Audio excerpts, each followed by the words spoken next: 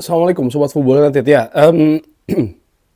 Setelah hasil pertandingan yang tentu saja kalau menurut gue nanggung dan mungkin juga mengecewakan ya, karena Manchester United punya peluang besar sebenarnya untuk mengakhiri pertandingan dengan kemenangan, dan juga bagaimana cara gol dari Lyon yang dicetak di detik-detik akhir sebelum pertandingan selesai ini menyakitkan, selalu menyakitkan. Apakah gol itu membuat kekalahan atau menggagalkan kemenangan?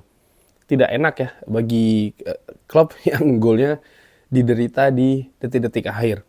Belum lagi ada juga bumbu satu di antara dua gol Lyon menurut gue karena individual error lagi-lagi dari Andre Onana. Oke. Gua akan bahas seperti biasa juga ini konferensi pers dari Ruben Amorim. Ruben Amorim merasakan Manchester United memiliki atau membuat hal yang positif dalam melakukan adaptasi di Lyon, walaupun pada akhirnya pertandingan berakhir draw 2-2. Oke, tentu saja kita sangat kecewa. Kita seharusnya bisa mendapatkan satu gol keuntungan untuk pertandingan selanjutnya. Tapi kita memiliki pertandingan selanjutnya di kandang kita, dan kita akan berusaha untuk memenangkan pertandingan tersebut. Terkait dengan gol yang diciptakan oleh Lyon, apakah ada kesalahan di sana? Siapa yang disalahkan? Ini penting untuk fokus ke pertandingan selanjutnya. Pertandingan selanjutnya adalah Liga. Lalu setelahnya kita akan berpikir terkait dengan second leg menghadapi Lyon. Ketika satu pemain membuat kesalahan, semua pemain membuat sebuah kesalahan. Jadi kita berlanjut seperti itu. Kita terus berkembang sepanjang pertandingan.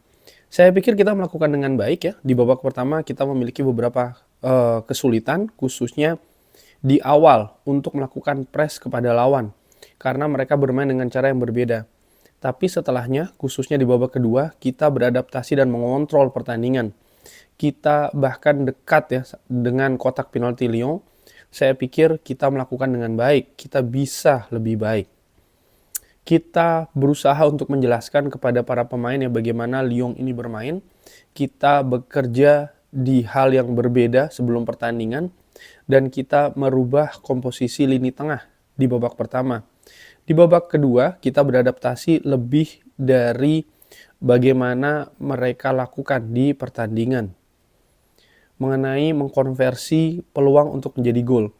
Kita meningkat ya di pertandingan, satu ke pertandingan yang lain, tapi kita harus lebih klinikal. Lagi-lagi ini merupakan dua pertandingan. Di babak pertama kita butuh berpikir untuk selanjutnya dan bagaimana menempatkan bola di gawang, ya hanya itu saja. Kita berkembang, jadi kita harus terus berpikir seperti itu. Kita memiliki pertandingan Premier League di hari Ahad menghadapi top tim ya. Dan setelahnya kita harus berpikir terkait dengan second leg. Ya, untuk second leg sendiri ini akan menjadi pertandingan yang sulit. Kita tahu Lyon ingin membuat koneksi yang dekat di kotak penalti dan menggunakan ruangan. Kita harus mempelajari pertandingan lalu berusaha untuk lebih baik di second leg. Kita akan melihat ya ke pertandingan, tapi ini merupakan pertandingan yang berbeda. Kita harus mempersiapkan, tapi ini akan terjadi di stadion kita. Fans kita ingin kita untuk melakukan pressing setiap waktu, dan ini merupakan tim yang sangat cerdik, karena kalau kita karena ya mereka juga berusaha untuk mendorong kita menggunakan ruangan-ruangan di belakang. Kita harus juga cerdik, tidak hanya bermain dari hati tapi bermain dengan kepala. Di second leg kita akan melakukannya. Pentingnya untuk memenangkan Europa League.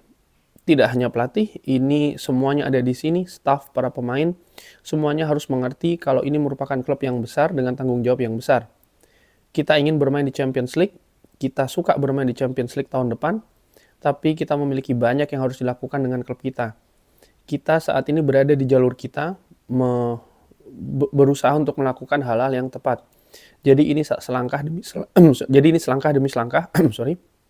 Jadi ayo kita berbicara tentang Newcastle, lalu setelahnya ya kita akan menghadapi pertandingan selanjutnya. Oke, itu tadi yang dikatakan oleh Ruben Amorim. Apakah ada komentar terkait dengan Andre Onana ya. Ruben Amorim mengatakan, sebentar, gue sempat melihat nih tadi ada yang disinggung langsung terkait dengan Andre Onana. Gue sempat baca ya, bagaimana Ruben Amorim ini juga memiliki pendapat nih terkait dengan Andre Onana.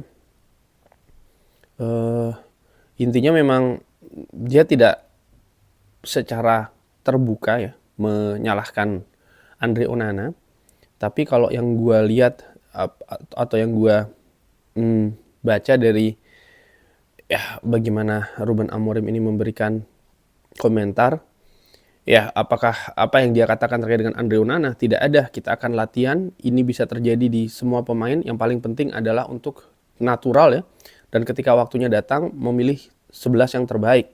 Saya memiliki kepercayaan diri di Andre. Itu tadi yang dikatakan. Dan gue juga sempet, ya apakah Ruben Amorim akan mempertimbangkan mengganti kiper?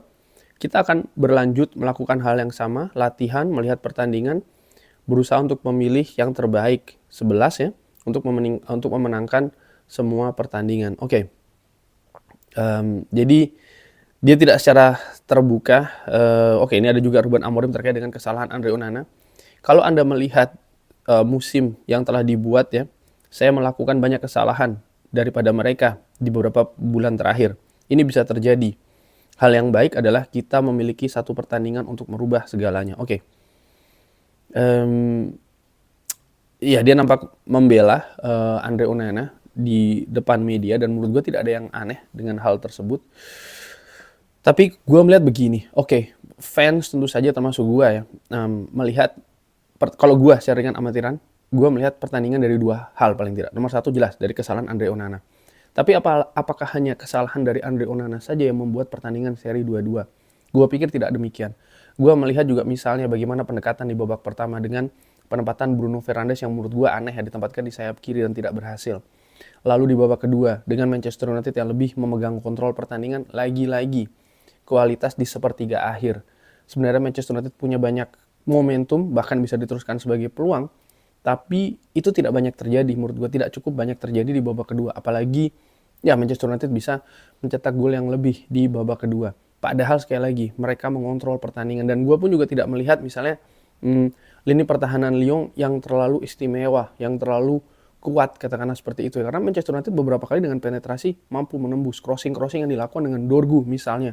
Cukup banyak yang menemui sasaran, tapi finishing, kualitas di kotak penalti, kualitas di sepertiga akhir, menurut gue ini juga hal yang harus diperbaiki.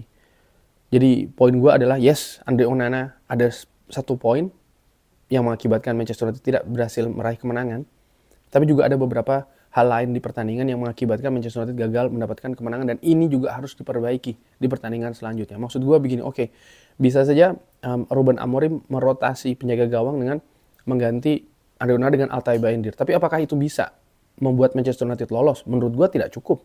Manchester United harus bisa bermain lebih baik. Inisiatif harus diambil dari awal. Pemilihan posisi pemain ya, strategi taktik juga harus lebih tepat. Tidak seperti di babak pertama menurut gue. Lalu juga kualitas di sepertiga akhir itu tetap harus diperbaiki, ditingkatkan lagi. Sehingga kalau itu yang dikombinasikan ya, hal paling tidak tiga tersebut, gue optimis Manchester United bisa melangkah ke babak selanjutnya. Tapi kalau hanya menyoroti satu titik saja, ya menurut gue ada banyak komponen di sepak bola ya yang bisa dimanfaatkan satu tim dan tim ataupun dengan tim lainnya untuk bisa meraih kemenangan. Mengesalkan karena Manchester United gagal menang, tapi peluang masih ada, peluang masih terbuka, dan semoga itu bisa diambil di second leg. Kurang lebih seperti itu. Bagaimana menurut Sobat Football United? Seperti biasa silahkan drop di kolom komen. Terima kasih sudah menyaksikan. Jangan lupa like, share, dan juga subscribe. Wassalamualaikum warahmatullahi wabarakatuh. Thank you.